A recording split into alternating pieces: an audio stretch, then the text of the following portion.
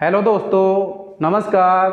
GS global channel पर आपका हार्दिक स्वागत है। जीएस ग्लोबल चैनल को सब्सक्राइब करें और बेल आइकन को दबाएं, हमारे के नई वीडियोज के नोटिफिकेशन आपको मिलते रहें।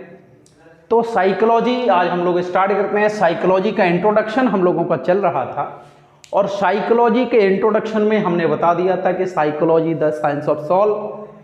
First time in the initial stage psychology the science of soul, यानी कि प्रारंभिक अवस्था में आपकी जो साइकोलॉजी है, आपकी जो मनोविज्ञान है, वो आत्मा का विज्ञान था। 16वीं शताब्दी के अंत तक आते आते इस बात को स्वीकार कर दिया गया कि साइकोलॉजी आत्मा का विज्ञान है। 17वीं शताब्दी के आरंभ में साइकोलॉजी का सेकंड स्टेज शुरू हुआ और सेकंड स्टेज में psychology the science of mind, psychology मनोविज्ञान, मन का विज्ञान हो गया। और ये कहा गया कि हमारी 5 ज्ञानेंद्रियां स्वतंत्र रूप से जो ज्ञान उपलब्ध कराती हैं वो मन को कराती हैं, और ये माने जाने लगा कि मनोविज्ञान मन का विज्ञान है। मनोविज्ञान मन का विज्ञान है, इस कॉन्सेप्ट को सबसे पहले पोम्पोलॉजी के द्वारा इंट्रोड्यूस किया गया। पोम्पोलॉजी इटली के निवासी हैं।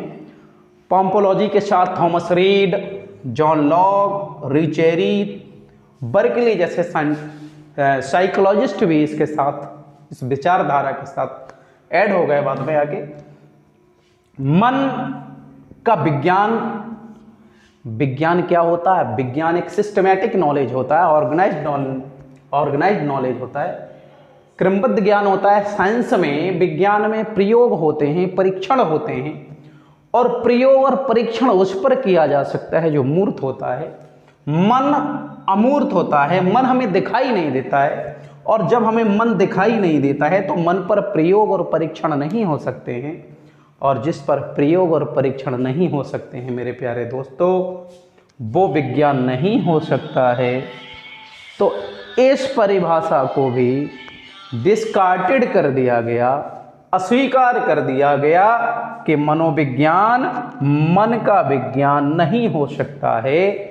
मनोविज्ञान मन का विज्ञान नहीं हो सकता है, इस बात को अस्वीकार कर दिया गया, डिस्कार्टेड कर दिया गया। After that psychology moved on to the new meaning, और साइकोलॉजी अपने नए अर्थ की तरफ बढ़ती है। और तीसरी अवस्था में क्या होता है, अब हम लोग बात करते हैं मित्रों।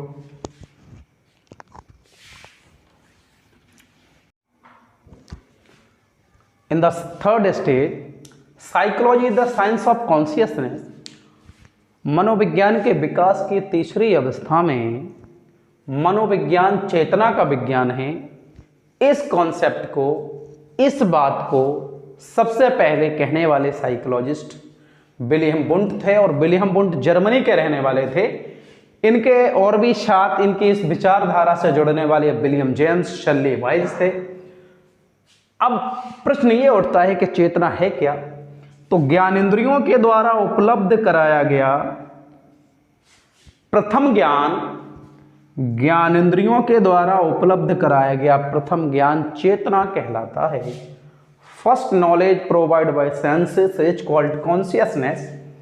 या हम कह सकते हैं कि मानसिक स्थिति का आंतरिक रूप चेतना कहलाता है। चेतना एक ऐसी वस्तु है, चेतना क्या है भाई? चेतना भी मन की तरह है, आत्मा की तरह है। चेतना भी अमूर्त होती है, चेतना भी हम कह सकते हैं कि टेंजिबल नहीं है, अमूर्त है, इंटेंजिबल है, दिखाई नहीं देती है। और जो हमें दिखाई नहीं देता है, जो अमूर्त है, जिस पर हम प्रयोग और परीक्षण नहीं कर सकते हैं, जिस पर हम प्रयोग और परीक्षण नहीं कर सकते हैं, वो विज्ञान नहीं हो सकता है मेरे दोस्तों। तो इस परिभाषा को भी डिस्कार्टेड कर दिया गया, अस्वीकार कर दिया गया, और ये माना जाने लगा कि इसलिए जो मनोविज्ञान है वो चेतना का विज्ञान भी नहीं हो सकता है, क्योंकि चेतना अमूर्त होती है, दिखाई नहीं देती है। चेतना पर प्रयोग और परीक्षण नहीं हो सकते हैं। इस बीच हमारे विलियम वुंट के द्वारा इस क्षेत्र में बहुत सारे कार्य किए गए, तो उनको हम लोग एक एक करके आगे उसके बारे में बात करते हैं। विलियम वुंट के द्वारा मनोविज्ञान की प्रथम प्रयोगशाला खोली गई।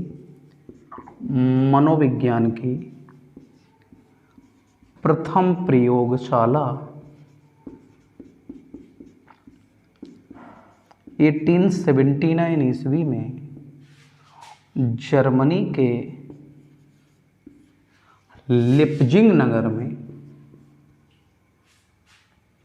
प्रथम प्रयोगशाला, यहाँ पर प्रयोगशाला, मनोविज्ञान के प्रथम प्रयोगशाला 1879 ईस्वी में जर्मनी के लिप्जिंग नगर में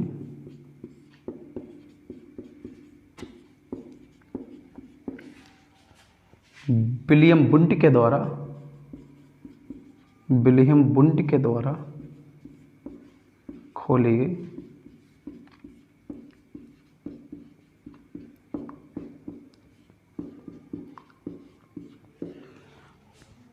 साइकोलॉजी मनोविज्ञान की प्रथम प्रयोगशाला 1879 ईस्वी में जर्मनी के लिप्जिंग नगर में विलियम वुंट के द्वारा खोली गई और विश्वविद्यालय का नाम था लिप्जिंग विश्वविद्यालय। लिप्जिंग विश्वविद्यालय। और इस लिप्जिंग विश्वविद्यालय को मेरे दोस्तों वर्तमान में कार्ल मार्क्स विश्वविद्यालय के नाम से जाना जाता है। कार्ल मार्क्स विश्वविद्यालय, कार्ल मार्क्स विश्वविद्यालय। मेरे दोस्तों इस विश्वविद्यालय में, इस प्रयोगशाला में विलियम वुंट किसका अध्ययन करते थे? तो इस प्रयोगशाला में विलियम वुंट किशोर और किशोरियों की चेतना का अध्ययन करते थे। किशोर और किशोरियों की चेतना का अध्ययन करते थे, चेतना का। और इतना ही नहीं, 1880 आते आते 1880 ईस्वी में विलियम वुंट के द्वारा, विलियम वुंट के द्वारा मनोविज्ञान को एक स्वतंत्र विषय के रूप में, एक स्वतंत्र विषय के रूप में स्थापित किया गया।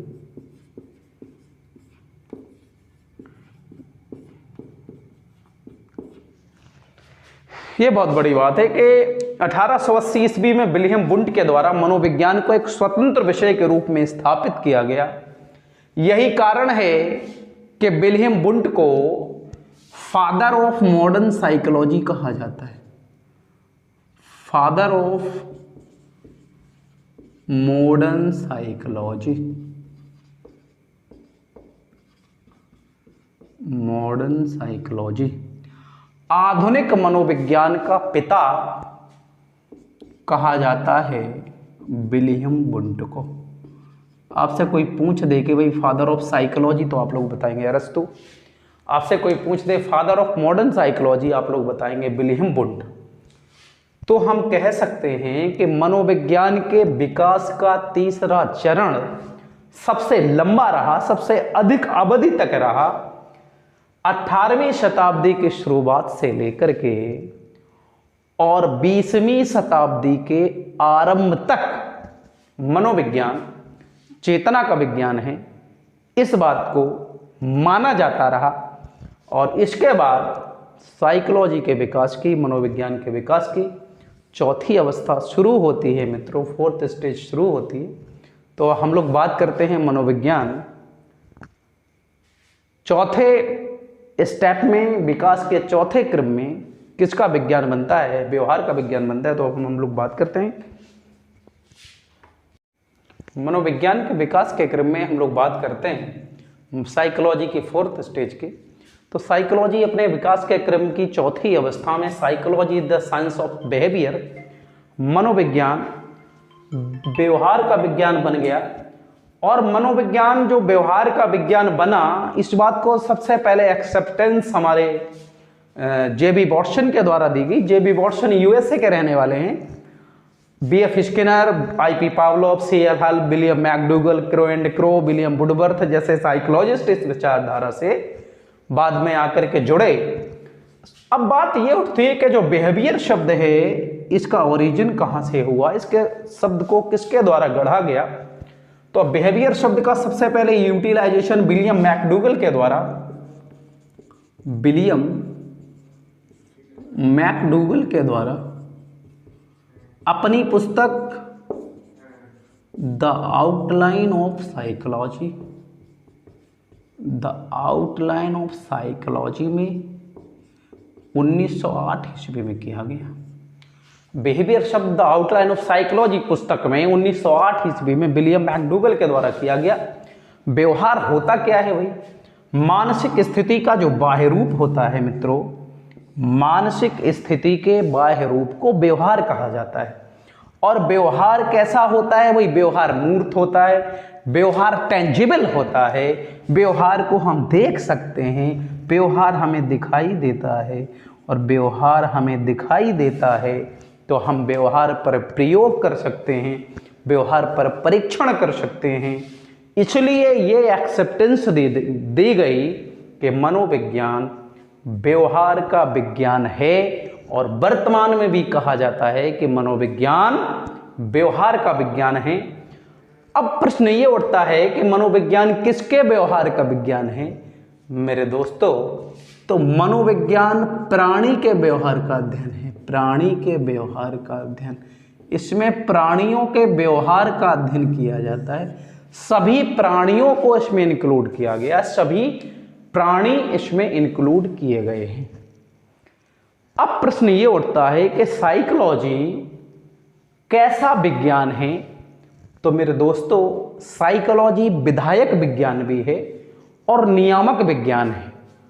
विधायक विज्ञान का मतलब होता है जब किसी दूसरे की विषय वस्तु को ज्यों का त्यों अध्ययन किया जाता है तो उसको विधायक विज्ञान कहते हैं।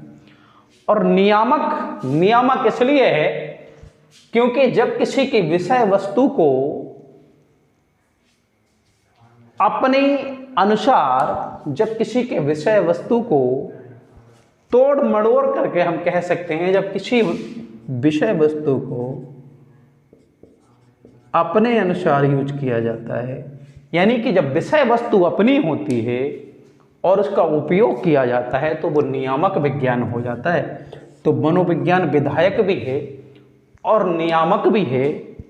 आप लोगों को पता होगा मेरे दोस्तों, मनोविज्ञान के विकास के क्रम में विलियम वुडवर्थ के द्वारा एक प्रसिद्ध परिभाषा दी गई थी कि मनोविज्ञान ने सर्वप्रथम अपनी आत्मा को त्यागा, फिर मन को खोया, फिर चेतना खोई और वर्तमान में मनोविज्ञान व्यवहार का विज्ञान है। तो वर्तमान में इस कॉन्सेप्ट को एक्सेप्टेंस दी गई है कि psychology the science of behaviour पर एक्सपेरिमेंट हो सकता है, प्रयोग हो सकता है, परीक्षण हो सकता है। इसलिए मनोविज्ञान वर्तमान में व्यवहार का विज्ञान है। ये हम लोगों के साइकोलॉजी का विकास क्रम रहा, मनोविज्ञान के विकास का क्रम रहा। और मनोविज्ञान के विकास के क्रम के बाद हम लोगों का दूसरा जो टॉपिक होगा वो स्कूल्स ऑफ साइकोलॉजी, मनोविज्ञान के संप्रदाय। मनोविज्ञान के कितने संप्रदाय हैं, तो मनोविज्ञान के संप्रदाय के बारे में हम लोग बात करते हैं मेरे दोस्तों। तो मनोविज्ञान के संप्रदाय के बारे में बात करते हैं। थैंक्स माय फ्रेंड्स, आप लोगों का बहुत बहुत धन्यवाद। अब हम लोग मनोविज्ञान के संप्रदाय स्टार्ट करते हैं अगले क्लास से।